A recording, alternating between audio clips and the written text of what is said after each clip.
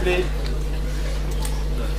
de démarrer cette deuxième conférence, puisque Stéphane Boursieux nous a déjà rendu visite l'an dernier sur les thématiques de la mondialisation. Donc nous sommes très heureux de l'accueillir. Alors je dirais le lycée Madeleine Mégis et puis le lycée Louis Tulier, puisqu'on mutualise aussi pour les deux établissements avec leur classe préparatoire ces conférences. Donc très heureux aussi d'accueillir les étudiants du lycée Louis Tulier et puis le représentant de cet établissement. Donc c'est un pont qui est intéressant. Stéphane, je vous remercie d'avoir à la fois répondu à cette invitation, puis de devenir finalement un fidèle amiénois sur cette conférence. Alors là, une thématique qui est moins globale que celle de l'an dernier. On va rentrer dans le vif du sujet pour les étudiants, que ce soit pour les deuxièmes ou les premières années, mais je ne vais pas casser l'effet que vous avez prévu. Et donc j'espère que cette conférence, d'une part, va correspondre aux questions que vous pouvez vous poser, mais aussi aux motivations qu'il faut parfois un petit peu réactiver. Sans plus tarder, je vous laisse la parole, et puis on aura bien sûr un temps d'échange après cette conférence avec vous tous. Merci encore. Merci beaucoup. Bonjour à toutes et à tous. Je vais régler tout de suite des petits problèmes logistiques, et puis je suis à vous.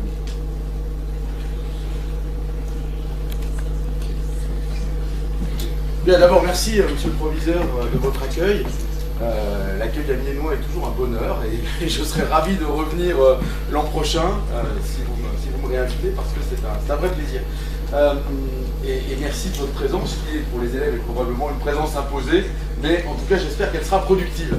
La conférence que je vous propose aujourd'hui est liée à une grande école de management et après, c'est essayer de vous projeter un peu dans ce qui va se passer une fois que vous serez sorti d'une grande école. Parce que rentrer dans une grande école, c'est très bien, et c'est l'enjeu que vous avez à travers les 2 années de classe préparatoire et la réalisation de concours, évidemment.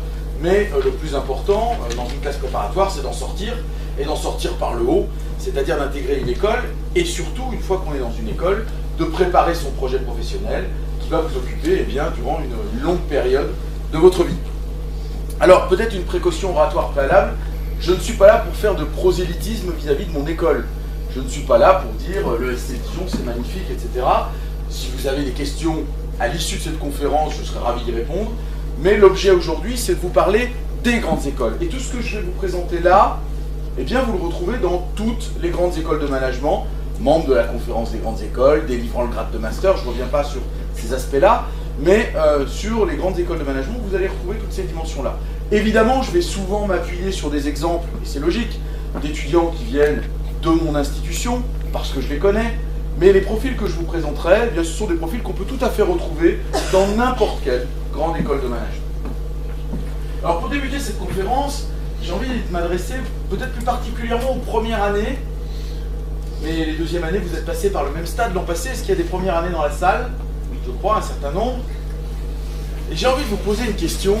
Je suis sûr que vous vous la posez, là on est au mois de novembre, il commence à pas faire très beau, vous avez l'école qui s'enchaîne, vous avez les DS, vous avez peut-être même un concours blanc qui va arriver, et quelque part la pression monte, et je suis sûr que vous vous dites, mais qu'est-ce que je fais là? Franchement, qu'est-ce que je fais là? Et vous avez raison de vous poser cette question, parce que si on regarde tout simplement les chiffres statistiques au niveau des élèves qui sortent du baccalauréat, pourquoi est-ce que vous avez choisi de faire une classe préparatoire et une grande école de management, parce que les deux dimensions sont incontournables et indissociables? Pourquoi avoir choisi de faire une classe prépa et une grande école de management plutôt que de rejoindre l'université comme 80% d'une classe d'âge? Vous êtes des atypiques. Et effectivement, on peut se poser la question de dire, mais pourquoi je suis atypique par rapport à tous mes copains qui, à l'issue du baccalauréat, ont rejoint médecine, sciences éco, AES, d'autres des DUT, et vous avez fait un choix atypique. Et quand on regarde les volumes de classes préparatoires à l'échelle nationale, vous êtes encore plus atypique, parce que finalement, les élèves qui choisissent cette voie des classes préparatoires, ils sont très peu nombreux à l'échelle des 650 700 000 étudiants qui, à l'issue du bac, vont poursuivre dans l'enseignement supérieur. Et effectivement, vous avez le droit de vous poser cette question, qu'est-ce que je fais là? Mais quelle est la réponse? Pourquoi je suis là? Peut-être que vous êtes là tout simplement parce qu'au moment du bac, vous étiez bon élève et que vos professeurs, vos parents vous ont dit « t'es bon élève, c'est la classe préparatoire ». Peut-être. C'est C'est peut-être un élément de réponse, mais finalement, ça avance pas tellement. Ça fait pas tellement avancer le problème. Peut-être que vous avez rejoint une classe préparatoire parce que vous avez été bien orienté, avec un bon conseil, dans cette espèce de système expert d'une complexité sans nom qui s'appelle APB, vous savez, où il fallait faire des vœux dans tous les sens. Peut-être que vous avez été bien orienté et que vous avez eu votre premier vœu. Peut-être que vous aviez décidé de mettre médecine comme vœu principal et que par le système d'APB, vous vous êtes retrouvé au final en classe préparatoire en n'ayant pas forcément compris tout le système. Bon. Et peut-être que vous êtes là effectivement parce que vous avez eu un bon conseil. Peut-être que vous êtes là parce qu'on vous a dit les écoles de commerce, c'est le meilleur moyen de gagner de l'argent. C'est un raccourci un peu rapide. Tous les grands dirigeants d'entreprise ne sont pas issus d'école de commerce. Tous les gens qui ont fait fortune ne sont pas issus d'école de commerce. Il y en a, mais on peut très bien être autodidacte et gagner beaucoup d'argent. C'est pas du tout incompatible. Si j'étais plus raisonnable d'un point de vue statistique, je dirais que malgré tout, de ce point de vue-là, c'est plutôt un choix qui est cohérent. Parce que quand on regarde aujourd'hui, même dans une période économique qui est une période de crise en France, faisons lucide, et bien dans cette période de crise, les élèves qui sortent de grandes écoles de management sont avec des salaires qui sont des salaires qui n'ont pas baissé en dépit de la crise et qui sont des salaires qui sont à un bon niveau, qui sont suffisants pour rembourser un emprunt lorsqu'on a fait un emprunt pour faire ses études, et puis au-delà de ça, qui sont des salaires qui permettent de vivre plutôt bien, et puis surtout avec une vraie perspective, j'y reviendrai, d'évolution de salaire et donc de projection positive dans la vie. Pourquoi vous êtes là? Peut-être aussi parce qu'à un moment donné, on vous a dit c'est le moyen d'avoir un emploi stable. École de commerce, un diplôme, bac plus 5, master, et globalement, dans ce monde un peu perturbé, c'est certainement un moyen d'avoir un emploi de cadre stable. Là encore, vous avez raison. Vous avez raison quand on regarde juste, je ne vais pas vous abreuver de statistiques, mais il y en a une qui est intéressante. Si on prend les grandes écoles de management françaises, et cette moyenne est assez proche de ce qui se passe chez nous, on est un tout petit peu au-dessus de la moyenne, un élève qui, chez nous, avant d'être diplômé, dans les quelques semaines avant d'être diplômé, 2/3 de nos élèves ont déjà signé leur premier contrat. À 3 mois à l'issue du diplôme, c'est 85% de nos élèves. À 6 mois à l'issue du diplôme, c'est 96%. 96% ont un contrat, ça veut dire que 4% n'en ont pas, à contrario. Vous avez fait de l'économie, pour beaucoup d'entre vous. Vous savez qu'un taux de chômage de 4%, c'est ce qu'on appelle un taux de chômage frictionnel, qui est quasiment obligatoire. Ça veut dire que c'est une situation de plein emploi. Ça veut dire que la recherche d'un emploi avec un diplôme issu d'une grande école de management, eh bien aujourd'hui ça fonctionne, et ça fonctionne même très bien en dépit de la crise. Dans un premier temps, soyons honnêtes, il y a eu une évolution depuis quelques années. Le premier emploi est un CDD qui se transforme dans la très très grande majorité des cas, plus de 95%, en CDI. Pourquoi en CDD? Tout simplement parce qu'aujourd'hui l'économie française est une économie frileuse, qui fait que, eh bien, on va quelque part faire une période d'essai.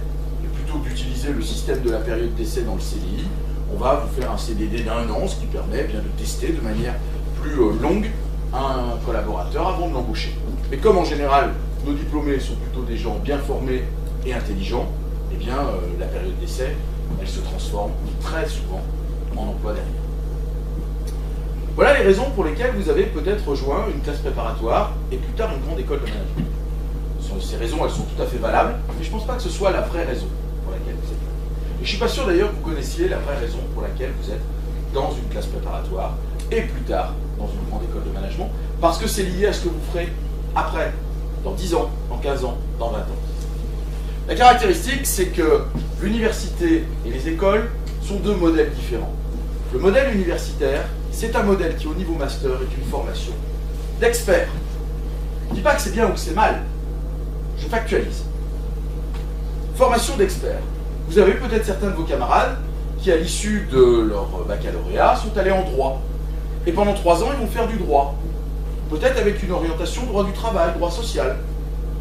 Assez généraliste. Licence 1, licence 2, licence 3. Et puis à l'issue de ces 3 années, vos camarades vont se dire, oui, mais c'est bien, j'ai une formation en droit, mais je suis peut-être pas assez expert, j'ai pas un métier, j'ai des connaissances. Pour acquérir un métier, tiens, si j'allais dans un IAE, vous savez, les instituts d'administration des entreprises, un peu l'équivalent à l'université des ESC. Un peu l'équivalent des ESC. Et puis dans un IAE, je vais faire un Master 1 puis un Master 2 en gestion des ressources humaines.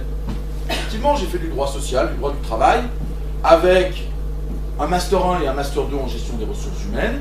Je deviens un expert en gestion des ressources humaines. Un expert de très haut niveau, qui maîtrise des aspects juridiques, des aspects relationnels, des aspects organisationnels, qui les maîtrise mieux qu'aucun étudiant issu de grande école de management ne le fera. Pourquoi? Parce que la caractéristique d'un élève issu de grande école de management, c'est que certes, j'y reviendrai, il va faire de la gestion des ressources humaines, mais il va avoir une formation généraliste. Généraliste sur tous les aspects d'une entreprise. Vous le voyez en classe préparatoire. La première dimension, c'est de comprendre l'environnement d'une entreprise. Pourquoi vous avez de l'économie? C'est pour comprendre le monde économique dans lequel évolue une entreprise. Si on ne comprend pas le monde dans lequel on vit, on ne peut pas comprendre l'entreprise et la faire évoluer. Après, une fois que vous serez dans une grande école, ça c'est juste un exemple, mais vous ferez dans une grande école, quelle qu'elle soit, de la finance, du marketing, de la stratégie, de l'économie, du contrôle de gestion, de la gestion des ressources humaines, de la logistique, de la supply chain, des systèmes d'information, etc., etc. Bref, vous allez appréhender l'intégralité de la complexité d'une entreprise.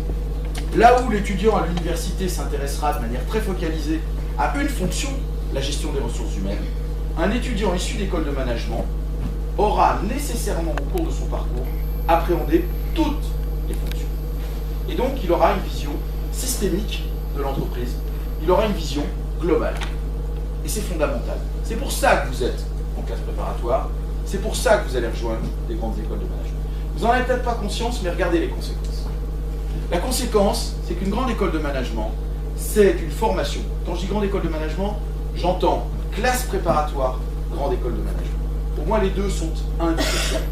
La formation classe préparatoire et grande école de management, elle a un seul objectif. C'est vous donner une capacité à évoluer.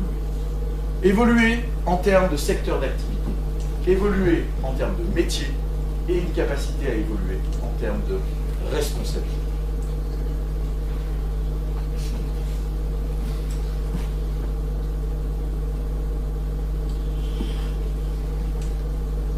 En termes de responsabilité. Pourquoi c'est fondamental? J'ai peut-être une... Alors c'est pas une mauvaise nouvelle parce que vous la connaissez, mais j'ai peut-être une information à vous donner si vous l'avez oublié. C'est que le jour où vous sortirez d'une grande école, il ne vous restera que 43, 44, 45 ans à travailler. Et ça veut dire que le monde va évoluer durant ces 45 ans. Et que si vous n'êtes pas capable d'évoluer tout au long de votre carrière professionnelle, eh bien vous allez être victime d'un phénomène qui existe dans l'économie, qui s'appelle la déqualification. Et quand on se déqualifie, on se met en danger en termes d'employabilité. Et donc l'objectif d'une grande école, l'objectif du modèle classe préparatoire grande école, c'est de vous donner une capacité permanente à évoluer. Pourquoi c'est important? Bien sûr, prends ça. Secteur d'activité, métier, responsabilité. Secteur d'activité, vous n'êtes pas très loin de Lille. Je sais que c'est un peu polémique dans les rapprochements de régions en ce moment, donc je ne m'aventurerai pas sur ce terrain-là. Néanmoins, vous n'êtes pas très loin de Lille. Et Lille, dans la région lilloise, il y a 20 ans, il y avait une industrie florissante qui s'appelait la vente par correspondance, la VPC. Et il y avait deux acteurs dont vous avez entendu parler parce qu'il reste peut-être des catalogues un peu poussiéreux quelque part dans des placards, qui s'appelaient La Redoute et les Trois Suisses. C'était des gros catalogues. Vous aviez tout, des vêtements, des arts de la table, de la décoration, et puis vous commandiez sur catalogue, vous appeliez une plateforme téléphonique, et puis vous receviez 3 jours après ce que vous aviez commandé. Il y a 20 ans, cette activité, elle était florissante. Aujourd'hui, La Redoute, qui a eu jusqu'à plus de 7000 salariés, on a 500-600. Son actionnaire principal, qui s'appelait d'ailleurs PPR, Pinault Printemps Redoute. C'était dans la marque même de l'entreprise, donc François Pinault et François-Henri Pinault ont vendu, se sont débarrassés, il n'y a pas d'autre mot, alors dans des conditions qu'on peut discuter, mais se sont finalement débarrassés de La Redoute en disant c'est une activité qui n'a pas beaucoup d'avenir. Alors qu'il y a 20 ans, c'était une activité florissante. Qu'est-ce qui s'est passé entre-temps? Un truc tout simple qui s'appelle Internet, qui a amené Amazon, eBay, Price Minister, rue du commerce, qui fait que la vente par correspondance d'un seul coup est devenue totalement périmée. Et si les dirigeants d'entreprise ne sont pas capables de s'adapter à ces grandes évolutions en termes de stratégie, vous voyez qu'ils mettent leur entreprise en difficulté. De la même manière, dans les métiers, les évolutions, elles sont extrêmement rapides. Il y a 12 ans, à l'époque, j'étais directeur adjoint à Audencia, je discutais avec un professeur de marketing qui m'avait amené un livre et qui m'avait dit « Qu'est-ce que tu penses de ça ?» Et le « ça » en question, c'était un professeur américain qui, dans un livre de marketing, disait « Demain, l'essence du marketing, ce sera la communauté. » Et en gros, il mettait derrière ça la logique de communauté numérique, de réseaux sociaux. Et en disant, il faudra demain que les gens qui fassent du marketing utilisent ces systèmes de réseaux sociaux. En gros, cette logique de communauté sur Internet, c'était un concept écrit par un professeur dans un livre. Donc c'était totalement projectif, ça ne correspondait à aucune réalité. Il y a 5 ans, je me souviens d'une table ronde que j'avais organisée à l'école, où on avait des dirigeants d'entreprise sur un sujet qui était le community management.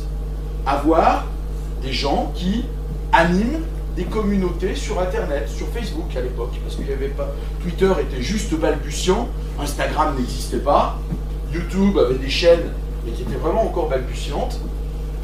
Et il y avait un dirigeant d'entreprise qui disait aux autres, mais votre marketing, il est totalement périmé. Le marketing de demain, ce sera d'avoir quelqu'un qui anime des communautés sur Facebook. Et je me souviendrai toujours d'un dirigeant d'une grande entreprise qui était assis un peu comme cette forme de table ronde, et qui disait, mais vous croyez que je vais payer quelqu'un pour aller s'amuser à longueur de journée sur Facebook? Mais c'est hors de question. Aujourd'hui, une entreprise qui n'a pas de community manager, c'est-à-dire de personnes qui est capable d'animer des communautés sur Facebook, sur Twitter, sur Instagram, sur YouTube, eh bien c'est une entreprise qui, en termes de marketing, fait une faute. Vous voyez, en 10 ans, comme les métiers ont évolué, un directeur marketing qui n'a pas compris que les réseaux sociaux étaient le cœur de son métier, ou en tout cas un des cœurs de son métier, eh bien il se met en danger professionnel. Donc il faut être capable d'évoluer. Même chose en termes de responsabilité. La force de nos écoles, c'est que vous allez débuter sur des postes d'expertise, par exemple en gestion des ressources humaines, et vous serez peut-être dans le bureau à côté de la personne qui vient de l'université, et vous direz, mais il est bien meilleur que moi en gestion des ressources humaines. Lui, il connaît le droit du travail sur le bout des doigts, il connaît le droit social sur le bout des doigts. Mais la différence, c'est que 3 ans après, il est toujours un expert en gestion des ressources humaines, et que généralement l'étudiant sortant d'une grande école de management, quelle qu'elle soit, il est devenu son chef. Parce que lui, il ne s'intéresse pas qu'à la gestion des ressources humaines, il s'intéresse au management des équipes, il s'intéresse à la stratégie de l'entreprise, parce qu'il la comprend, parce qu'il a intégré toutes ces dimensions. Donc c'est pour ça que vous êtes là. C'est pour intégrer toutes ces dimensions qui vont vous permettre d'évoluer. Alors, quels sont les fondamentaux dans une grande école de management? Dans une classe préparatoire et une grande école de management. Pour évoluer, les classes préparatoires et les grandes écoles vont vous donner des fondamentaux.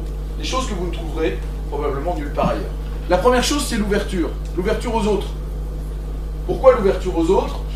Parce que quand on est dirigeant d'entreprise, même si on est le plus brillant, le plus intelligent, le plus visionnaire qui soit, on ne réussit pas seul. On réussit parce qu'on arrive à fédérer autour de soi. À faire en sorte que les gens avec qui on travaille, eh bien, ils aient envie de croire dans votre projet. Ils aient envie de s'y investir, de le porter, de s'engager. Et pour cela, eh bien, ça va passer par la pédagogie. Il y a peut-être une chose qui vous a surpris quand vous êtes arrivé en classe prépa. Tous vos copains qui ne connaissaient pas la classe prépa et qui sont partis à l'université, ils vous ont dit, tu vas voir, c'est la guerre, les élèves se font des croche-pattes à longueur de temps, le but du jeu, c'est d'être le meilleur et de réussir le concours au détriment des autres. Et vous constatez quoi? Que vous faites preuve d'une solidarité sans nom, que vous travaillez en groupe, que l'objectif c'est que toute la classe avance et vous avez des professeurs qui sont dans cette logique-là. L'ouverture aux autres, travailler ensemble, c'est beaucoup plus efficace que tout seul dans son coin. Parce que vous vivez là, vous allez vivre de manière encore plus accélérée en grande école de management. Beaucoup de dimensions de la pédagogie sont liées au fait de travailler ensemble. Parce que dans une entreprise, on ne travaille pas seul. Donc on va vous amener à comprendre les autres, à travailler avec les autres, pour pouvoir les fédérer et faire en sorte que votre projet d'entreprise avance. Deuxième dimension de l'ouverture que vous retrouverez dans les filières grandes écoles, c'est l'ouverture au monde. Je ne vais pas vous faire un dessin, c'était la conférence de l'an passé, mais la France aujourd'hui, c'est 0 combien de croissance en 2014? 0,3, 0,4? Allez, sur un malentendu, ce sera peut-être 0,5. Au plan mondial, la croissance cette année, ce n'est pas une bonne année. La croissance mondiale cette année va être d'un peu plus de 3%. Ça veut dire que les opportunités dans le monde, il y en a plein. les opportunités n'ont jamais été aussi grandes, parce que les frontières n'ont jamais été aussi ouvertes. Ça veut dire qu'on peut travailler à l'autre bout du monde. Ça veut dire qu'on peut développer des entreprises à l'autre bout du monde. À condition d'arrêter d'avoir l'arrogance franco-française typique et d'être ouvert aux autres. Quand on va conquérir un marché, il faut s'adapter à ce marché. Quand on veut travailler dans un pays, il faut s'adapter aux coutumes de ce pays. Et pour ça, il faut être ouvert à l'international, aux dimensions interculturelles et aux autres. Et les grandes écoles, évidemment, vous y préparez fortement. Vous y préparez en vous envoyant à l'international. Certaines de manière optionnelle, d'autres de manière obligatoire. À Dijon, tous les élèves doivent partir un semestre académique à l'étranger. Ils n'ont pas le choix. Alors les plus casaniers iront en Suisse, en Belgique, ils n'auront pas trop de risques. Et puis les aventureux vont partir en Nouvelle-Zélande, en Australie, au Chili, que sais-je encore, pour essayer de découvrir de nouvelles cultures. Pour comprendre comment les autres fonctionnent. Et puis à partir de là, être capable de s'adapter aux autres. L'international, c'est quand vous partez, en semestre, en double diplôme, en stage, mais dans les grandes écoles de management, c'est aussi quand vous restez sur site, dans les écoles. Là encore, simplement pour vous donner un exemple lié à mon institution, sur les 2000 élèves de l'école, il y a 500 élèves internationaux, d'un peu plus de 40 nationalités. Et je fais le cours de stratégie de 3e année dans le master grande école, et comme je suis un tout petit peu perverse, il y a des combinaisons que j'aime bien faire. Faire travailler les élèves de différents pays. Et en particulier, il y a une combinaison qui est toujours d'une extraordinaire richesse, c'est faire travailler des étudiants coréens, qui sont des étudiants extraordinaires, avec des Français, et puis avec des Sud-Américains, si possible des Mexicains, parce que c'est plus drôle. Pourquoi c'est drôle? Parce que ce sont 3 pays qui ont des rapports au temps déjà totalement différents. Et si on n'apprend pas à travailler ensemble, eh bien ça ne marchera pas. Le rapport au temps, c'est quoi? Si vous dites à des élèves de ces 3 nationalités, on se retrouve demain à 8 h pour un rendez-vous pour travailler ensemble, à 7h30, les Coréens sont là. À 8h moins quart, ils ont branché l'ordinateur. Ils ont ouvert le fichier. Ils sont prêts. À 8h15, les Français arrivent tranquillement. Bon, ils s'excusent, un problème de bus. On sait, les Français ont toujours un problème de bus. Et puis, sur le coup de 11h, arriveront les Mexicains en s'excusant d'arriver un peu en avance. Ça veut dire quoi? Ça veut dire que si jamais on ne comprend pas comment fonctionne l'autre et on n'essaye pas de s'adapter, qu'est-ce qui va se passer? Et on n'arrivera pas à travailler ensemble. Or, quand vous travaillez à l'international, vous êtes nécessairement confronté à des cultures différentes. Donc il faut être capable de s'ouvrir aux autres. Et par plein d'expériences, les écoles vous donneront cette ouverture interculturelle. Et ils pourront d'autant mieux vous la donner, j'y reviendrai dans quelques instants, que les classes préparatoires vous ont préparé, en particulier en termes linguistiques. Dernière dimension, l'ouverture à la société. Bon, ça c'est peut-être plus spécifique à Dijon, je pourrais y revenir si vous avez des questions. Et c'est de dire qu'en tant que futur cadre, peut-être dirigeant d'entreprise, vous êtes appelé à jouer un rôle dans la société civile. Vous avez un rôle particulier parce que les décisions que vous prendrez peuvent avoir un impact positif ou négatif sur la société. Quand on est dirigeant d'entreprise et qu'on décide de délocaliser une entreprise, ça a un impact non seulement sur la compétitivité de son entreprise, mais ça a aussi un impact sur un territoire. À Amiens, je pense que vous en avez entendu parler avec, entre autres, Audieur, c'est des choses que vous connaissez. C'est évident que si un dirigeant raisonne simplement froidement, rationnellement, il va peut-être avoir un impact négatif sur la société qui l'entoure. On a une responsabilité. La société dans laquelle on vit, c'est nous qui la construisons, c'est personne d'autre. Donc il est important qu'en tant qu'étudiant, vous soyez ouvert aux autres. Et puis peut-être que dans vos entreprises, vous aurez des gens qui ne travailleront pas à la même vitesse que vous, parce qu'ils n'ont pas le même niveau d'éducation, parce qu'ils n'ont pas les mêmes motivations, ou vous aurez peut-être une ambition de carrière, qu'entre eux auront simplement une ambition, c'est d'éviter d'avoir un découvert à la fin du mois. Et il va falloir pour autant comprendre ces gens-là pour travailler avec eux. Donc il faut être ouvert à la société. Dans notre école, il y a un dispositif très spécifique. Si vous avez des questions, j'y reviendrai. Le parrain, c'est Martin Hirsch. Ce dispositif, c'est de vous imposer de donner du temps à la société civile. C'est une espèce de service civique interne à l'école, parce qu'on estime qu'il est important que vous allez vous frottiez à des gens qui n'ont pas la même culture, pas les mêmes problématiques que vous. Donc l'ouverture, c'est le premier principe fondamental dans une école. Le deuxième principe fondamental dans toutes les écoles, je le disais, c'est la capacité à évoluer. Vous donnez cette capacité à grandir, à évoluer, à vous adapter en permanence. Vous adaptez par le contenu de la formation, je le disais, généraliste. Bien sûr, en école, marketing, finance, stratégie, contrôle de gestion, vous allez comprendre toute l'entreprise. Ce qui fait la différence avec les gens venant de l'université. Mais la deuxième chose, vous n'imaginez pas l'extraordinaire accumulation de compétences que vous êtes en train d'acquérir en classe préparatoire.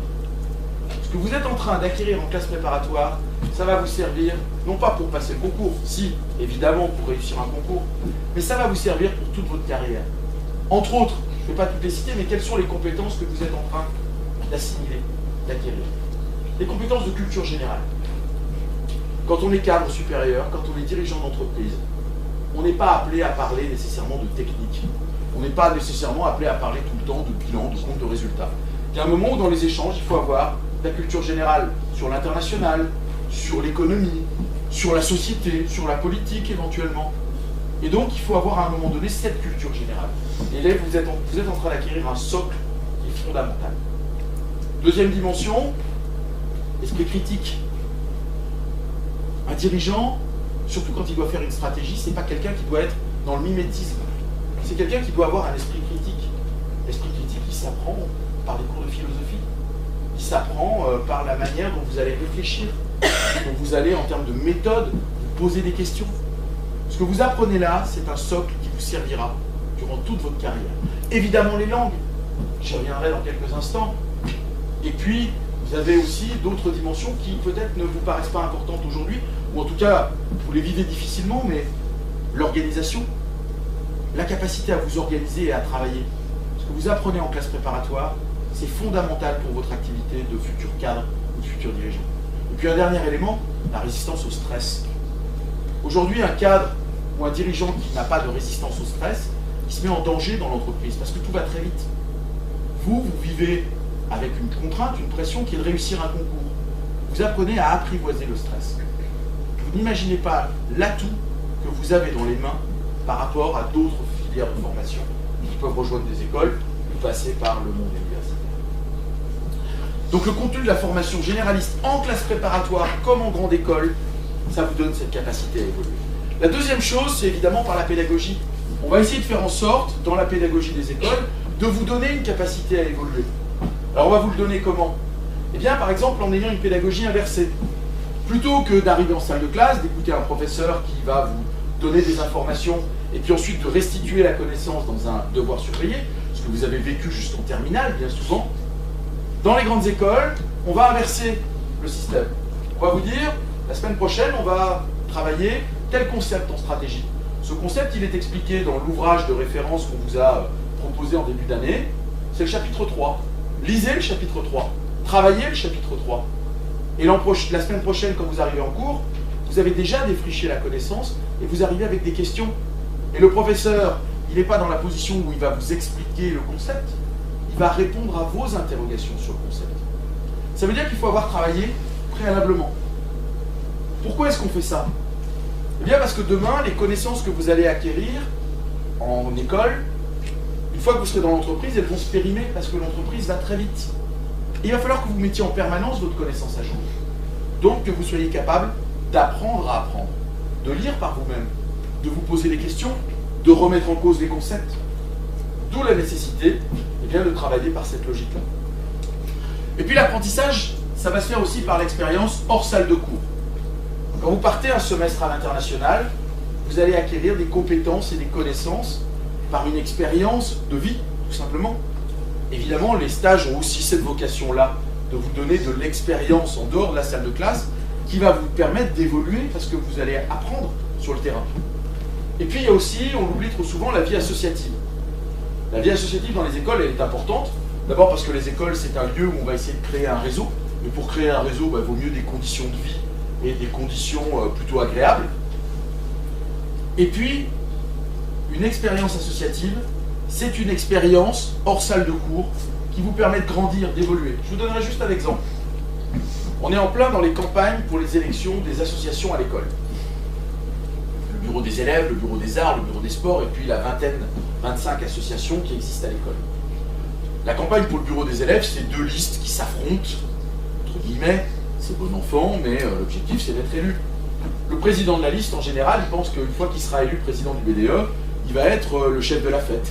Pendant un an, c'est lui qui va organiser les soirées, c'est lui qui va être sur scène à faire la java. La réalité, c'est que très rapidement, le président du BDE, il se rend compte de quoi? Par exemple, que c'est lui qui organise le week-end d'intégration. Le week-end d'intégration, c'est envoyer 800 élèves à Dijon de l'école à un point qui reste en général mystérieux jusqu'au bout, mais qui est plutôt au bord de la mer, donc assez loin de Dijon par nature, pendant 3 jours. Et pendant ces 3 jours, il faut loger les élèves, il faut les nourrir, il faut les amuser, dans un contexte qui doit être sécurisé, où il y a de l'alcool, mais il faut faire attention à ce que tout le monde rentre dans un état correct et surtout qu'il n'y ait pas de drame. Donc ça veut dire que le président du BDE, c'est quelqu'un qui organise un événement qui représente plusieurs centaines de milliers d'euros, qui représente 800 personnes à déplacer, c'est énorme, 800 personnes à animer, avec un niveau de sécurité et de responsabilité pénale qui est considérable. Le président du BDE, il y passe 3 mois, il manage une équipe sur laquelle il n'a en plus pas de pouvoir hiérarchique, ce sont ses copains. Il faut qu'il fasse avancer ses copains. Il ne peut même pas les sanctionner ou les récompenser. Donc ça veut dire que c'est un vrai projet managérial. Et à la sortie, je peux vous dire qu'il a évolué, le président du BDE. Et qu'il n'est plus dans une logique de dire je suis le chef de la fête, mais je sais organiser des événements complexes. Donc il a cette capacité à évoluer. Voilà ce que vont vous apporter les grands principes fondateurs dans les écoles de management. Alors à l'issue de ça, ils sont diplômés, les élèves. Une fois qu'ils ont acquis toutes ces connaissances, ces compétences, ils sont diplômés. Ça c'est la promotion qui a été diplômée l'an passé. Ils sont contents. Mais qu'est-ce qui se passe après? Puisque finalement la conférence, c'est une grande école de management. Je vous en ai présenté les principes fondateurs, que vous n'aviez peut-être pas forcément sous cet angle-là. Mais qu'est-ce qui se passe après? Alors après, je pourrais vous faire cette présentation avec des tableaux statistiques absolument incompréhensibles. Quelques camemberts tout à fait inutiles. Donc je vais passer très rapidement dessus. Ce sont les fonctions qu'exercent nos élèves dans les entreprises. Qu'est-ce qu'on fait quand on sort d'une école de management comme fonction? Il y a 3% de nos élèves sont directeurs généraux. Wow, c'est génial. Je ne suis pas sorti de l'école, je suis directeur général. Oui, mais c'est un peu particulier. Ce sont qui? Ce sont des élèves créateurs d'entreprise. Évidemment, quand on crée son entreprise, on est son patron. Donc ils sont directeurs généraux, oui. J'y reviendrai sur les créateurs, parce qu'il y en a de plus en plus, et c'est une vraie richesse. 3% vont dans la production, les achats, acheteurs industriels par exemple. 6% vont dans la gestion des ressources humaines. J'évoquais l'exemple tout à l'heure, ils vont faire de la formation, ils vont faire du recrutement, ils vont s'occuper de la gestion des ressources humaines dans une grosse PME, par exemple. 52%, la majorité des élèves qui sortent des grandes écoles de management, vont y faire du marketing et ou du commercial. Là encore, j'y reviendrai. 30% vont avoir des activités financières, de gestion, d'audit, d'expertise comptable, de finance. 4% vont faire de l'organisation, du conseil, de l'informatique, et puis 2% autre chose. Ça, ce sont les fonctions exercées. Une fonction financière, je suis responsable financier d'une entreprise. Une fonction marketing, je suis, tiens, je le disais tout à l'heure, community manager pour un site de e-commerce. En termes de secteur, où est-ce qu'on retrouve nos élèves? Bon, 1% va dans l'agriculture, la forêt, la pêche, l'éco-industrie, je passe. 9% vont dans l'agroalimentaire. Ça peut être chez Danone, ça peut être chez Nestlé, ça peut être dans ces grands groupes, comme dans des PME de l'agroalimentaire. 20% vont dans les autres secteurs industriels, j'y reviendrai tout à l'heure, ça peut être chez Valeo, sous-traitant automobile, ça peut être chez General Electric. 15% vont dans le commerce et la distribution, ils vont dans la distribution spécialisée. Par exemple, ça peut être Galeries Lafayette, ça peut être Decathlon, ils vont dans la distribution, la grande distribution généraliste, Carrefour, Auchan, on a des contrats avec toutes ces écoles, avec toutes ces entreprises. 25% vont dans la banque, la finance, l'assurance, chez AXA, chez BNP Paribas, dans tous les métiers liés à la banque et à l'assurance. Et puis 25% vont dans les autres services dont l'audit. C'est une catégorisation, c'est pas moi qui l'a fait, donc c'est pour ça que l'audit n'est pas dans la finance. Eh bien 25% vont dans les autres services, qui peuvent être les services informatiques, qui peuvent être les services à la personne, que sais-je encore. Et 5%, c'est une statistique qui est un peu particulière là à l'ESC Dijon, vont dans le monde des associations. Pourquoi 5% de nos élèves vont dans le monde associatif? Parce qu'on a une spécialisation assez rare dans le monde des écoles en management des entreprises culturelles et des industries créatives, et que le monde des entreprises culturelles, par exemple les grands festivals, sont souvent sous statut associatif. Alors évidemment, dans les secteurs, on peut avoir des métiers très différents. Les gens qui sont, par exemple, dans la finance, la banque et l'assurance, chez BNP Paribas, peuvent faire de la finance, mais ils peuvent faire aussi de la gestion des ressources humaines ou du commercial, évidemment. On peut croiser les deux camemberts. Est-ce que ça vous a apporté quelque chose, ces deux camemberts? Je ne suis pas convaincu, donc j'arrête. Si, une dernière statistique importante. Les élèves qui sortent de grandes écoles de management, je vous le disais, ils ont une chance extraordinaire. Le monde leur est acquis. Le monde est ouvert. Totalement ouvert. Résultat, 46% de nos élèves, de nos diplômés, pardon, ont une activité liée à l'international. Par leurs clients, par leurs fournisseurs, par leurs sous-traitants, par leur marché. Ils se retrouvent avec une activité internationale. Ça veut dire que 45% utilisent l'anglais quotidiennement. On ne peut pas faire d'impasse sur l'anglais. On ne peut pas faire d'impasse sur l'anglais. Quotidiennement, un élève sur deux. Et je suis sûr, je suis même pas sûr, je suis certain pour en avoir discuté, que certains de nos élèves disaient, moi l'anglais, une fois que j'aurai passé le concours et fini le TOEIC, plus jamais. De toute façon, je veux travailler dans une entreprise française, en France. Et puis ils se retrouvent avec un patron qui leur dit, ben voilà, on vient de changer de dirigeant, et aujourd'hui on appartient à un groupe anglo-saxon ou à un groupe chinois, et on va faire nos comités de direction en anglais. Et bien là, ils sont contents d'avoir validé un TOEIC, ils sont contents d'avoir passé un concours, ils sont contents finalement d'avoir suivi les cours en classe préparatoire qui étaient exigeants en matière de langue, et en particulier d'anglais. L'anglais aujourd'hui, sous cet angle-là, dans le monde des affaires, c'est pas seulement une langue vivante, c'est tout simplement un vecteur de communication. On ne vous demande pas sur votre CV si vous savez taper sur un clavier. On ne vous demande pas sur votre CV si vous savez surfer sur Internet. Bientôt, on vous demandera plus sur votre CV de parler anglais parce qu'on considère que c'est la base. Vous savez parler, vous savez vous exprimer, vous savez écrire, et bien vous devez savoir parler anglais. Et ensuite, une deuxième langue est impérative lorsqu'on est appelé à travailler à l'international, en particulier avec d'autres pays. Mais l'anglais, c'est même plus considéré comme une langue étrangère. C'est tout simplement un moyen de travailler. Sinon, vous êtes, pardon, je vais peut-être utiliser un mot un peu fort, mais dans le monde des affaires, si vous ne parlez pas anglais, vous êtes handicapé. Il faut l'avoir en tête, cette dimension. Il faut l'avoir d'autant plus en tête qu'aujourd'hui, le monde est ouvert. Résultat, 25% de nos élèves débutent leur carrière à l'étranger. Il y a 10 ans, c'était 10%. Aujourd'hui, c'est 25%.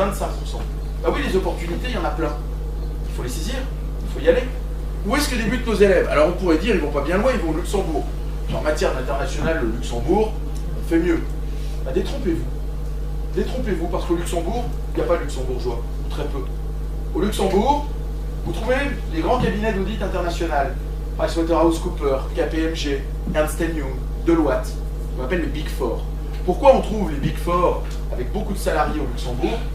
Tout simplement parce que c'est un paradis fiscal et qu'à un moment donné, il faut arrêter les comptes, certifier les comptes, même dans un paradis fiscal. Et donc, il y a des grands cabinets d'audit international qui emploient des milliers de personnes, et en particulier des étudiants français. Et en particulier, parce qu'on a une très bonne filière de formation dans ce domaine-là, des étudiants de notre école. Et c'est international parce que, je le disais, il n'y a pas de luxembourgeois. On travaille pour des entreprises, alors après c'est bien ou c'est mal, et on peut porter un jugement là-dessus, mais qui s'appelle Amazon, qui s'appelle Total, qui s'appelle eBay, qui s'appelle Google, Apple, qui ont leur siège Europe, en général fiscalement localisé au Luxembourg. Et puis dans les équipes de ces grands cabinets, on ne retrouve pas de luxembourgeois, on retrouve des Polonais, on retrouve des Turcs, on retrouve des Allemands, on retrouve des Grecs, des Espagnols, des Français. Et évidemment, la langue de travail va être l'anglais. Et si on ne maîtrise pas remarquablement l'anglais, eh bien on ne peut pas travailler dans ces entreprises. Donc le Luxembourg, c'est totalement international. Le deuxième pays de destination de nos élèves à l'international, c'est la Chine. Il y a 12 ans, j'étais, je le disais, directeur adjoint à Audencia, et un de nos élèves avait été le premier à signer un contrat de droit chinois en Chine. Et à l'époque, on trouvait que c'était un explorateur, c'était un martien. Aller en Chine avec un contrat de droit chinois et pas un contrat d'expatrié, c'était une première, tout simplement. Aujourd'hui, 18% des élèves qui débutent à l'international le font en Chine. Des élèves français, hein, pas des élèves évidemment chinois qui retournent chez eux. La Suisse, 18%, là c'est peut-être un tropisme Dijonais, on est à 100 km de la Suisse. Et puis la Suisse, c'est 3% de croissance par an. Ah oui, juste à côté de chez nous, il y a un pays qui se porte très bien, avec une industrie florissante qui a besoin de compétences. Mais là encore, comme les Suisses parlent français, allemand, italien, et qu'ils n'arrivent pas forcément toujours à se mettre d'accord dans les entreprises, eh bien c'est l'anglais qui est la langue de communication. Donc il vaut mieux parler anglais. Et puis enfin, le Royaume-Uni. Une fois que je vous ai abreuvé de chiffres, vous vous dites, qu'est-ce que je fais une fois que je suis sorti d'une grande école? Ben, vous n'avez pas forcément de projection. Alors plutôt que de continuer avec ces chiffres, ce que je vous propose pour terminer maintenant, c'est de vous présenter des profils. Des profils d'élèves de mon école, logique, non pas que je veux la valoriser, mais c'est tout simplement parce que ce sont des élèves que je connais. Donc c'est plus simple de vous présenter des vrais profils. Je vais vous présenter 7 élèves avec 6 parcours. Pourquoi j'ai choisi ces élèves? C'est pas parce que ce sont les meilleurs. Ce sont 7 élèves issus de classes préparatoires, comme vous. Certains ont remarquablement réussi leur concours. D'autres sont passés juste ras les pâquerettes. Il y en a un qui, dans le rang du dernier intégré, c'était il y a quelques années, le rang devait être 1100e, il avait dû finir 1098e. Donc il avait intégré l'école, lui il le disait un peu par chance et beaucoup par miracle. Et pour autant, vous allez voir que son parcours est un parcours qui est assez riche. L'idée, c'est pas de vous présenter des gens exceptionnels, c'est de vous présenter ce que vous pourriez faire dans 10 ans, parce qu'ils ont 28 ans, 30 ans, c'est des élèves que j'ai connus. Si je vous les présente, c'est pas par hasard, c'est pas qu'ils sont exceptionnels, c'est tout simplement parce que c'est des élèves en plus que je connais bien. Je peux pas connaître les 2000 élèves, j'en connais beaucoup, mais évidemment pas tous. Et puis il y en a, tout au long des... ça fait un peu plus de 8 ans que je dirige cette école, il y a des élèves qui vous marquent, parce que vous les avez rencontrés au moment du concours et que vous les avez revus régulièrement, parce que vous les avez connus dans les associations. Et j'ai essayé de vous présenter 7 profils d'étudiants que j'ai bien connus, et pour voir comment vous pourriez vous projeter. Parce qu'ils n'ont rien d'exceptionnel, et en même temps, ce type de parcours, eh bien ça pourrait être vos parcours. Vous allez voir qu'ils sont très riches et très divers. Et surtout, qu'ils ont beaucoup évolué. C'est pour démontrer ce que je vous présentais précédemment, la capacité à évoluer. Alors la première élève que je vais vous présenter, elle s'appelle Sophie. Sophie, je la connais bien aujourd'hui parce qu'on est en interaction avec son entreprise de manière très forte. Et puis, je la connais bien parce qu'à l'époque, quand je suis arrivé à Dijon, elle faisait partie de la promo qui était rentrée l'année d'avant qui m'a accueilli, entre guillemets. Le premier amphi avait été un amphi où il avait préparé une petite surprise et elle faisait partie des gens qui avaient organisé ça. Et quand je l'ai retrouvée quelques années plus tard comme professionnelle, ça m'a permis d'avoir une relation un peu particulière avec elle. Sophie, c'était une étudiante qui avait fait tout le parcours anglophone chez nous. Ces 3 années, enfin ces 2 premières années, intégralement en anglais. Elle est partie à Oklahoma State University faire un MBA, un diplôme généraliste en management, pour avoir un double diplôme. Diplôme nord-américain plus diplôme français. Et donc sa logique était de travailler à l'international. Résultat, son premier poste, elle est partie pour une grande entreprise qui s'appelle Unilever, à Kingston, en Grande-Bretagne, pour s'occuper des opérations, du marketing opérationnel dans une activité qui était celle des déodorants. Bon. Unilever, ce petit U, vous le voyez dans plein d'endroits si vous allez dans un supermarché, c'est pas loin de 10% des produits de grande consommation. Tiens, un exemple tout simple, puisqu'on parle de Dijon, même si j'aime pas particulièrement parler de ça, acheter de la moutarde Amora, bah, vous verrez que c'est Unilever. Il n'y a pas que la moutarde à Dijon. Et puis, bah, comme ça s'était bien passé, comme manifestement elle était compétente en marketing, ils lui ont proposé de devenir Global Brand Manager à Londres, au siège Europe, pour s'occuper d'une marque, d'un produit, qui n'était pas la moutarde, qui était un autre produit, pour s'occuper de cette marque au plan européen. Assurer tout le marketing, toute la communication de cette marque au plan européen. Donc toujours une dimension internationale, plus de responsabilité, plus d'expertise, et puis on voit une forme de mobilité importante. Et puis quelques années plus tard, bon, je l'ai retrouvé. Alors je l'ai retrouvé à Dijon, chez Johnson & Johnson. Johnson & Johnson, c'est un concurrent d'Unilever, et le siège France de Johnson & Johnson, une entreprise américaine, est à Dijon. Et elle a été recrutée comme Product Manager Body Care. C'est la patronne d'un produit, de A à Z, dans les aspects marketing, mais dans les aspects également distribution, recherche et développement. Tous les aspects liés au produit, c'est elle qui les supervise. Le produit qu'elle supervise, il vient de Dijon, il s'appelle le Petit Marseillais. Ah oui, je casse un mythe, le Petit Marseillais n'a jamais vu la canebière, il est né à Dijon. Donc elle s'occupe, quand vous allez acheter un produit Petit Marseillais, bah dites-vous que quelque part il a été conçu, qu'il a évolué, que son packaging, que son marketing, tout ça a été fait par Sophie à Dijon. Vous voyez qu'elle a évolué, alors elle est revenue aux sources, hein. Pour des raisons professionnelles, pas du tout pour des raisons personnelles. Vous voyez qu'elle n'est pas casanière, hein, elle a fait le tour du monde.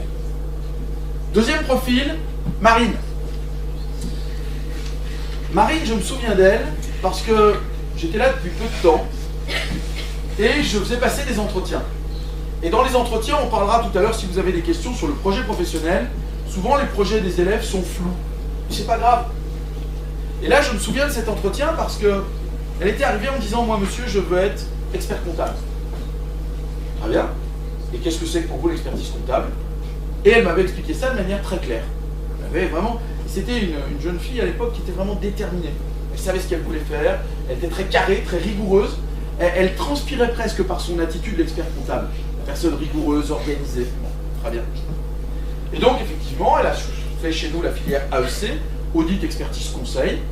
Et comme c'était plutôt une bonne élève, plutôt bonne en plus en langue, elle a rejoint ce qu'on appelle un des Big Four, un des grands cabinets, qui s'appelle PricewaterhouseCoopers, PwC, au Luxembourg, ce que je vous évoquais tout à l'heure, comme auditrice junior.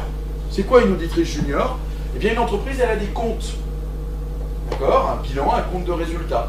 Pour faire le bilan et le compte de résultat, il y a eu des flux financiers. Des flux qui sont sortis et des flux qui sont rentrés. Les flux qui sont rentrés, c'est quand on facture à des entreprises ou à des particuliers. Et puis les flux qui sont sortis, c'est quand d'autres entreprises vous facturent les prestations ou les produits qu'ils vous ont vendus. Donc il y a des factures, dans un sens et dans l'autre. Eh bien ces factures, il faut s'assurer qu'elles soient toutes bien enregistrées, qu'elles soient toutes bien consolidées dans les bons comptes. C'est le rôle d'un auditeur junior. Comme manifestement elle avait fait ce travail, qui est souvent fastidieux, mais qui dure en général que 2 ans, on va dire que c'est l'étape obligatoire quand on rentre dans l'audit et l'expertise comptable. Au bout de 2 ans, elle est passée auditrice senior, au même endroit. Auditeur senior, c'est quoi? C'est la personne qui va établir les comptes. À partir du travail fait par les auditeurs juniors, elle va réaliser le bilan, réaliser le compte de résultat. Évidemment, c'est un travail éminemment important, parce que si vous faites un bilan qui est faux, si vous faites un compte de résultat qui est faux, ça veut dire que vous faites de fausses déclarations, et puis que vous envoyez une information financière qui est fausse aux actionnaires, et puis à la communauté financière. Donc c'est un métier extrêmement important. Elle est devenue auditrice senior, et puis comme ça se passe souvent dans le monde de l'audit et de l'expertise comptable, deuxième dimension, ça veut dire aussi qu'elle manage une équipe de juniors. Elle n'est plus seulement experte, elle est manager. Et puis comme ça se passe souvent, au bout de quelques années, on part chez son client. Elle travaillait pour General Electric. General Electric lui a dit, si au lieu d'arrêter les comptes, c'est vous qui étiez la directrice financière. Donc elle est devenue responsable financière d'une filiale de General Electric en Allemagne. Et puis comme c'est une élève qui est sérieuse, intelligente, volontaire, ambitieuse aussi, General Electric l'a mis dans ce qu'on appelle un programme haut potentiel. Ils l'ont identifié comme étant quelqu'un qui a du talent. Donc pendant 2 ans, là, en plus de son activité, elle doit bosser beaucoup dans ce qui ressemble finalement à une classe préparatoire pour devenir dirigeant. Donc elle rencontre des patrons d'entreprise, elle a des séminaires, et si tout va bien dans 2 ans, eh bien elle prendra la direction d'une filiale de General Electric, et donc sa voie de dirigeante d'entreprise sera tracée. C'est quelqu'un qui a aujourd'hui 30 ans et qui a un vrai potentiel pour devenir dirigeante d'entreprise. Troisième profil, autant Marine était déterminée et savait ce qu'elle voulait faire, autant Salah, c'était l'inverse. Alors j'ai mis banquier avec des guillemets parce qu'évidemment il n'a pas une banque, il travaille dans la banque. Salah, c'est un étudiant, je m'en souviens parce que lui aussi je l'avais vu en entretien au moment du concours.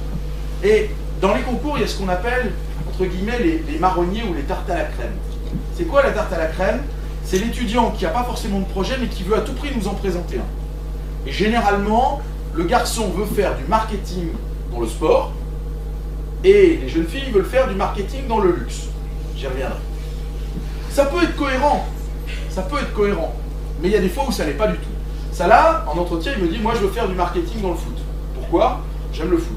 Oui, bon, très bien. Et pourquoi du marketing? Parce que le marketing, c'est valoriser un produit, etc.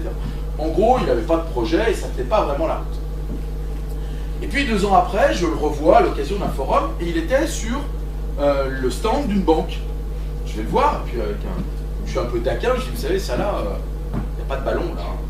Vous allez, en plus c'était la Société Générale, donc c'est plutôt un ballon ovale en l'occurrence, qui soutiennent. Je lui dis, là, vous n'allez pas faire du marketing dans le foot. Il dit, non, mais monsieur, j'ai compris, le marketing dans le foot, ça ne m'intéresse pas en fait. Et j'ai trouvé le monde bancaire, j'ai fait un stage l'été dernier dans la banque. Il y a plein de métiers passionnants. Et donc, il était sur le stand de la Société Générale, puis il va sur un autre stand qui était celui de BNP. Il fait son stage de fin d'études et il est embauché comme chargé de clientèle entreprise chez BNP Paribas. C'est quoi un chargé de clientèle entreprise? C'est un métier assez fréquent quand on sort d'école de management. C'est s'occuper de la relation avec des entreprises. L'entreprise, elle a besoin d'argent. Déjà, elle a besoin de compte en banque pour faire transiter ses flux financiers. Puis elle a besoin d'argent pour se financer. Financer sa trésorerie à court terme, financer ses investissements à long terme. Et il faut évidemment avoir un interlocuteur dans la banque. Quel est le rôle de ça là? Le rôle de ça là, c'est déjà d'aller trouver des clients, trouver des entreprises. Donc c'est un rôle commercial. Derrière, quand on fait face à un dirigeant d'entreprise, bien sûr, il faut parler finance. Il faut comprendre le bilan et le compte de résultat qu'il va vous présenter. Si vous êtes incapable de lire le bilan, bah, ça va être dur d'estimer si vous avez intérêt à prêter de l'argent ou pas à ce dirigeant d'entreprise. Mais le bilan, ça regarde le passé de l'entreprise, ce qu'elle a fait. Quand on prête de l'argent, on le prête pour l'avenir. L'avenir, c'est la stratégie. L'avenir, c'est le marketing de l'entreprise. L'avenir, c'est l'organisation de l'entreprise. Donc ça veut dire qu'il faut être bon en finance, il faut être bon en commercial, mais il faut comprendre la stratégie, il faut comprendre la finance, il faut comprendre la gestion des ressources humaines. Bref, il faut comprendre toutes les dimensions d'une entreprise. Et là, c'est bien d'avoir eu tous les cours en management, dans tous les domaines. Donc ça là, il a été chargé de clientèle entreprise, puis comme ça se passait bien, BNP Paribas lui a proposé ce qu'ils font souvent, un poste de manager pour voir ses qualités managériales, et donc ils l'ont nommé directeur d'une agence de 12 personnes. L'objectif était de voir comment est-ce qu'il gère une équipe. Des chargés de clientèle particuliers, vous avez un compte en banque, vous avez un chargé de clientèle, peut-être que vous aimez bien qui vous écrit, vous n'aimez pas du tout quand c'est pour un rappel suite à un découvert, mais vous avez un chargé de clientèle, il faut bien le manager, c'est le rôle du directeur d'agence. Il a parfois des chargés de clientèle entreprise. Donc ça là, il a managé des équipes pendant quelques années, et puis au bout de 3-4 ans, il s'est dit, bon, j'aimerais bien revenir à mes premières amours, qui est l'entreprise. Et donc, comme on ne lui proposait rien chez BNP Paribas, il est passé au CIC, une autre grande banque française. Il est devenu responsable de secteur marché des entreprises. Son métier, c'est quoi? C'est du management. Manager une dizaine de chargés de clientèle entreprise, qui eux-mêmes vont travailler pour le compte d'entreprise. Et puis, c'est jouer le super chargé de clientèle entreprise vis-à-vis de ses gros clients. Il est en relation avec ses gros clients, pour les aspects financiers, pour les investissements. Donc vous voyez, c'est quelqu'un qui là encore a évolué énormément. Certes, il est resté dans le métier bancaire, mais il est passé d'expert à manager. Et puis, c'est quelqu'un qui mobilise au quotidien, pas seulement des compétences financières. On se dit, on va dans la banque, c'est pour la finance. Oui, c'est vrai, mais on va aussi faire du commercial, on va aussi faire de la stratégie, on va aussi faire de la gestion des ressources humaines. Quatrième parcours, je vous disais, il y a 3% de directeurs généraux dans les écoles. Je vais vous présenter 2 cas de créateurs d'entreprises. C'est des belles histoires. Le premier, c'est Guillaume. Guillaume, je l'ai bien connu parce qu'il était vice-président du BDE. Bon, je ne l'ai pas tellement connu pour ça, mais je l'ai surtout connu parce qu'il est passé 3 fois en conseil de discipline. En tant que président du BDE, il avait des organisations de soirée qui étaient un peu compliquées. Puis le matin, il avait tendance à arriver très en retard et très fatigué. Et donc, il y a un moment où il fallait qu'on s'explique et puis qu'on remette les choses un peu au carré. Au Guillaume, on se voyait beaucoup en conseil de discipline. Et puis, c'était un type qui était assez extraordinaire pour porter des projets. En gros, dès qu'il y avait une idée un peu folle à l'école, il y avait Guillaume derrière. Par contre, en salle de classe, Guillaume, c'était Monsieur 10. Il a validé toute sa scolarité à 10. C'est lui qui était rentré avant-dernier de notre concours. Donc il était vraiment rentré par la toute petite porte. Et il a tout validé à 10. 10 et 10.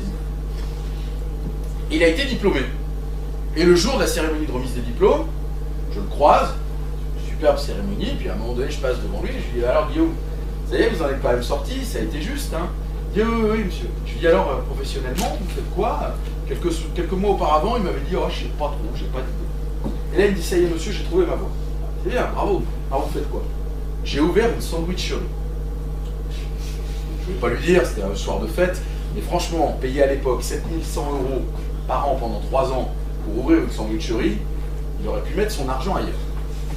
Puis, comme il a vu que ma tête, manifestement, n'était pas hyper enthousiaste, il me dit, monsieur, attendez, c'est pas une sandwicherie de base, hein, j'ai pas ouvert un pomme de pain. Bon, il dit, venez voir.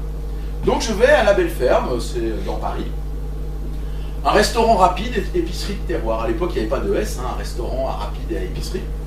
Donc je vais dans son local et j'arrive dans un superbe local où il y avait des produits plutôt authentiques qui en l'occurrence sont sourcés, il va les chercher chez des petits producteurs, c'est tout du bio, c'est tout du label, et par exemple vous avez un superbe sandwich foie gras confiture de coin à 18 €, c'est vrai c'est un peu cher, par contre c'est vraiment très très bon. Et il me dit voilà c'est un concept, c'est pas une sandwicherie comme les autres, c'est des produits authentiques, c'est travaillé de manière authentique, etc. C'est bien. Et puis quelques mois plus tard, il m'envoie un petit mail, et puis il me dit monsieur, dimanche soir, regardez France 2. Le journal de 20 h, si vous avez l'occasion, j'espère qu'on a de l'internet. Pardon, pas de bol. J'essaye quand même, si vous me permettez.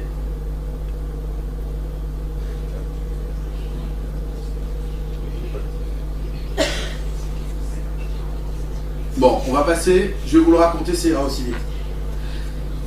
Guillaume me dit, regardez France 2, le journal de 20 h, un dimanche soir. Je me branche au journal de 20 h et manifestement il n'y avait pas d'actualité. Vous savez, c'est des soirs comme ça où il ne se passe rien. Donc en général, quand il ne se passe rien et qu'ils ont malgré tout une demi-heure à tenir, les journalistes, ils ont ce qu'on appelle des sujets marronniers, c'est-à-dire des sujets qu'ils ont en stock, qui sont intemporels, et puis quand on n'a rien à faire, on diffuse ces reportages. Et là, le sujet en question, c'était les nouveaux modes de consommation rapide. Et ça se passait à Paris, reportage, on voit un journaliste avec une voix off qui arrive devant un magasin et qui dit voilà, maintenant on n'est plus sur du fast-food de base, on n'est plus sur du sandwich jambon fromage, il y a de nouvelles formes de consommation. Et on rentre dans le magasin, La Belle Ferme, et on voit notre Guillaume, vous pourrez aller sur internet, hein, vous tapez YouTube La Belle Ferme et vous tomberez dessus, et on voit notre Guillaume qui commence à expliquer, alors voilà, on vous propose de la noix de jambon, on vous propose tel produit, tel truc, etc.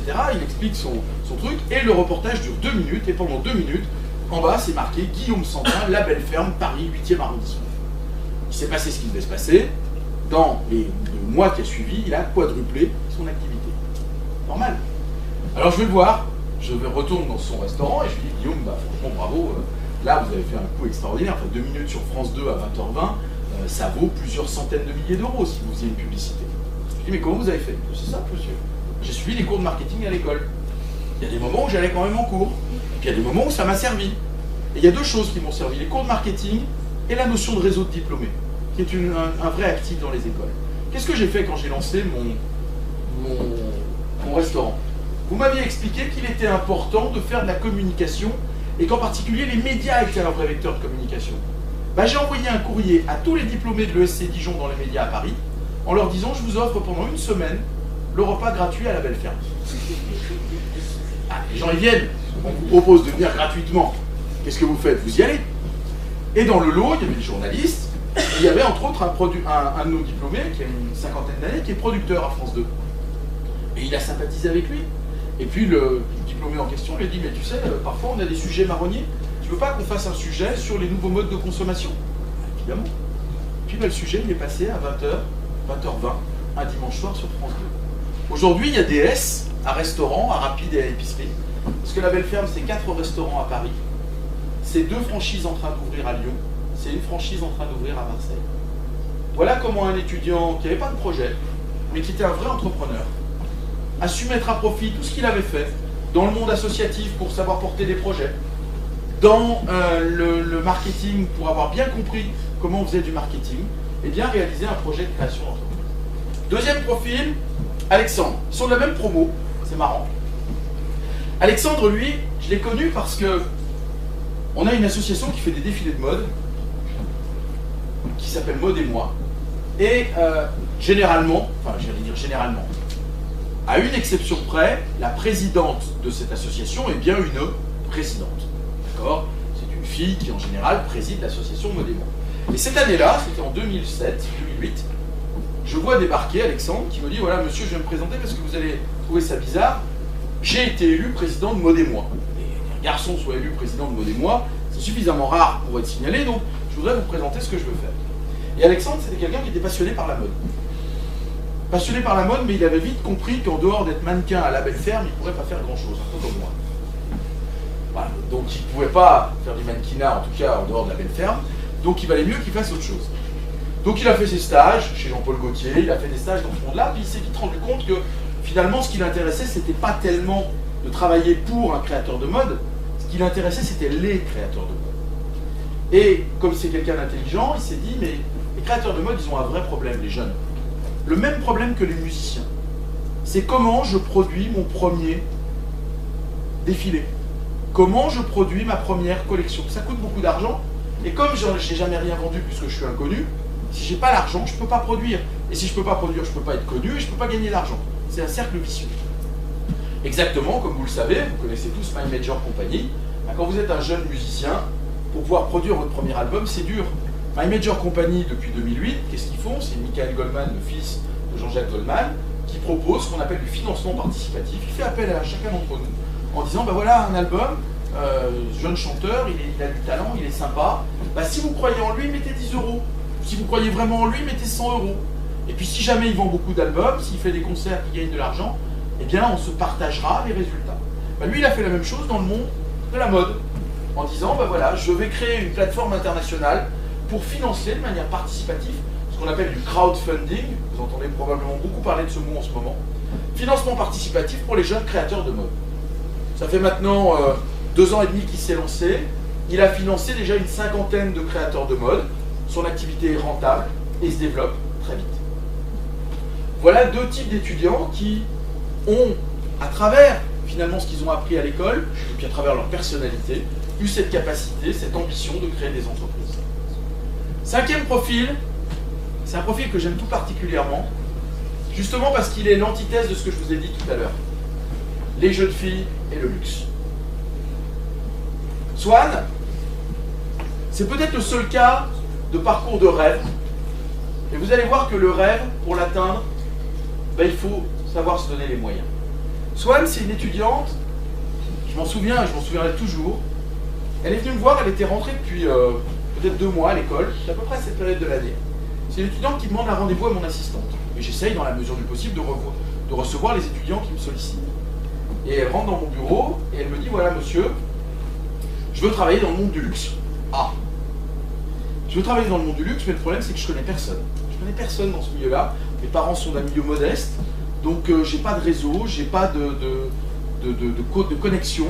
Et c'est un monde de réseau. Si vous ne m'aidez pas, j'y arriverai pas. Jusque-là, ça ne me donne pas forcément envie de l'aider parce que on va dire que c'est plus du domaine du rêve qu'autre chose. Et je lui dis, mais pour vous, le monde du luxe, c'est quoi? Généralement, quand on pose cette question, les personnes vous répondent défilé de mode, vous répondent mannequin, starlet. Et elle commence à me parler de la stratégie de différenciation d'Hermès par rapport à la stratégie de croissance et de volume de Louis Vuitton. Elle commence par me parler de la stratégie de repositionnement produit de Gucci. En gros, elle ne me parlait pas des produits. Elle me parlait de stratégie, de fusion, d'acquisition, de croissance, d'internationalisation.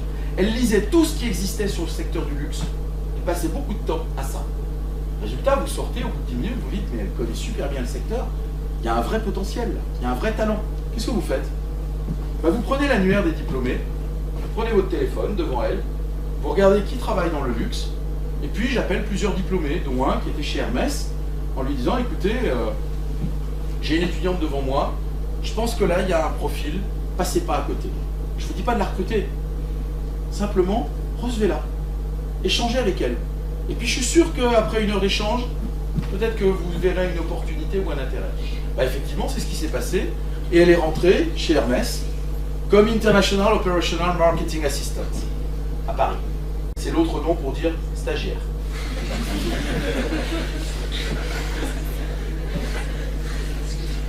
Oui, peut-être. Il n'en demeure pas moins que vous avez vu d'abord que c'est en anglais. À Paris, chez Hermès, on travaille quotidiennement en anglais.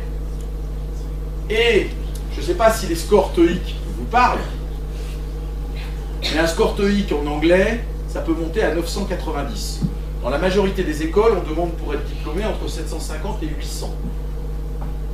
Chez Hermès, comme dans tous les grands groupes de luxe, en dessous de 900, ils ne regardent pas votre CV.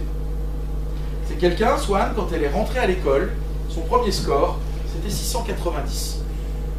Le score, quand elle a postulé chez Hermès, c'était 930. Elle a bossé. Elle a bossé. Elle n'a pas arrêté de travailler parce qu'elle avait compris que dans le monde du luxe, si vous ne parlez pas anglais, vous ne passez pas. Donc elle a mis en cohérence ses ambitions et ses moyens. Elle a bossé pour être au niveau de ses ambitions. Et puis, elle a été embauchée, puisque après être stagiaire avec le même poste, ça a été son premier emploi. Elle a été dans le marketing opérationnel comme assistante chez Hermès. Hermès, c'est une carte magnifique. Résultat, quelques mois plus tard, elle a eu une opportunité. Elle a eu une opportunité dans un autre grand du luxe, chez Guerlain. Et elle est rentrée comme International Sell-Out Assistant, là encore à Paris, chez Guerlain. Et Swan, elle avait compris autre chose. Elle avait compris que le monde du luxe, c'est un monde qui est par nature international. Et que donc, il est fondamental d'avoir une culture internationale. Et puis, elle avait compris également que le monde du luxe aujourd'hui, il bascule. Certes, il vient de la vieille Europe et des États-Unis, mais les consommateurs, ils sont de plus en plus en Asie. Donc, durant son séjour académique, elle s'était dit, je vais peut-être aller faire un tour du côté de Hong Kong, qui est la place d'exportation, la plaque tournante de l'exportation en Asie. Donc elle a fait son semestre académique dans la meilleure université de Hong Kong, qui est un de nos partenaires, qui s'appelle Hong Kong Baptist University. Résultat, quand Guerlain a eu besoin d'un responsable marketing sur une partie des opérations sur Hong Kong, ben elle a postulé et elle avait tous les atouts. Elle avait une expérience chez Hermès, elle parlait remarquablement anglais, elle avait vécu à Hong Kong, donc elle est devenue Regional Marketing Animation and Promotion Manager à Hong Kong. C'est là que je l'ai revue, en 2012. De temps en temps, je me déplace à l'international pour aller voir nos partenaires, mais en 2012, je vais à Hong Kong. Alors, juste pour l'anecdote, j'ai un principe de base, c'est quand je vais à l'international, j'envoie un petit post sur Facebook en disant à toute la communauté des ESC Dijon, rendez-vous, je suis à Hong Kong, rendez-vous ce soir dans quel bar à 19h pour boire un verre ensemble. Hong Kong, je me disais, on sera une petite dizaine, ils sont venus à 55. La facture a été un petit peu élevée, mais la soirée a été tout à fait sympathique. Et dans le lot, je tombe sur Swan, et qui vient me voir, qui était heureuse, qui me dit, voilà, je suis Regional Marketing, Animation and Promotion pour toute l'Asie. C'est vraiment un truc génial, je suis super content, merci de ce que vous avez fait. Enfin bon, et on passe un excellent moment. Et puis, je repars comme ça, et quelques mois plus tard, elle me renvoie un petit mail, et elle me dit, monsieur, je ne pouvais pas vous le dire à ce moment-là, parce que ce n'était pas encore fait, mais je viens d'avoir un cadeau extraordinaire de la part de Guerlain. Comme ça se passe très très bien, ils viennent de me nommer coordinatrice marketing pour tout l'Asie. Elle a 30 ans. Elle ne sort pas de l'INSEAD, elle ne sort pas de la London Business School, elle ne sort pas de Wharton ou d'Harvard.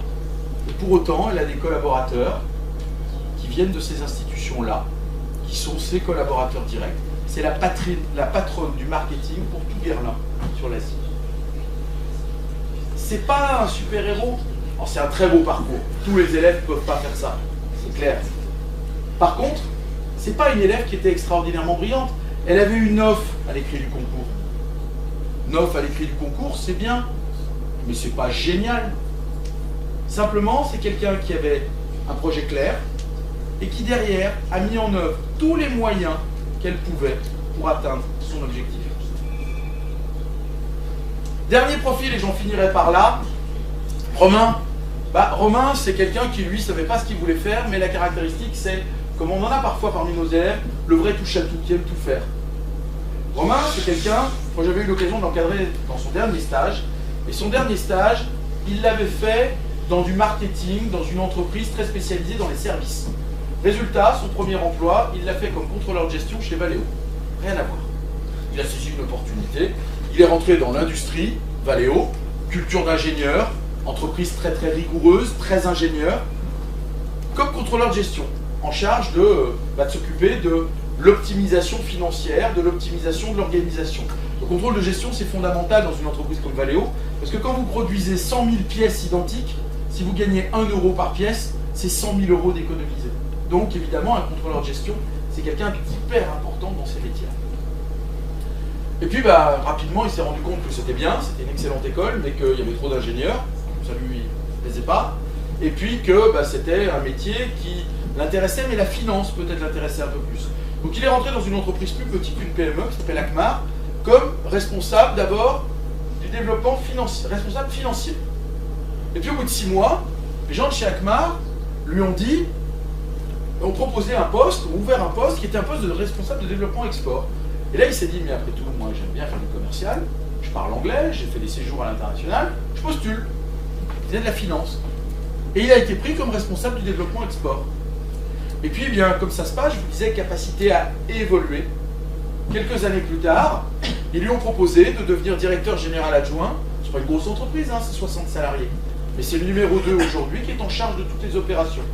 Alors, il s'occupe de l'organisation, de la production, du commercial. Pourquoi? Parce qu'il a cette capacité à comprendre tous les aspects de l'entreprise et à évoluer.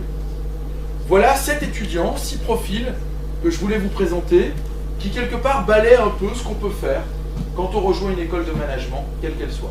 Alors pour conclure, quel parcours après une grande école de management, puisque c'était finalement l'objet de cette présentation, si je devais donner quelques clés de lecture pour pouvoir faire le parcours dont vous avez envie.